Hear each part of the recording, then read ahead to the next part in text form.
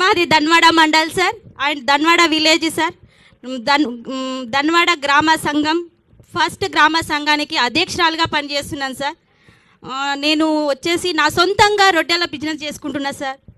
జొన్న రొట్టెలు, రాగి రొట్టెలు, సజ్జ రొట్టెలు సొంతంగా బిజినెస్ చేస్తున్నా సార్. నాకు వచ్చి ఆదాయం గవర్నమెంట్ ఇచ్చింది సార్. మహిళా సంఘాల లోన్ నుంచి ఈరోజు నేను ఒక మంచి స్థాయిలో ఉన్నాను సార్. నేను ఇంతకు ముందుకు ప్రైవేట్ స్కూల్లో టీచర్గా పనిచేసిన సార్. అప్పుడు నా శాలరీ 5,000 సార్. నాకు అప్పుడు నా పిల్లలను పోషించుకోవడానికి లేదు సార్. నా హస్బెండ్ 2011లో చనిపోయింది సార్. అప్పుడు నా పిల్లలు 1 ఇయర్ అండ్ 1.5 ఇయర్ ఉన్నారు సార్ పిల్లలు.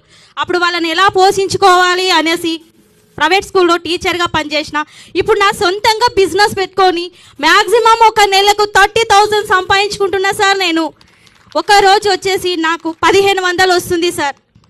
Thank you so much sir. అందరికీ నా హృదయపూర్వక నమస్కారములు సార్. హ్యాపీగా ఉంది సార్.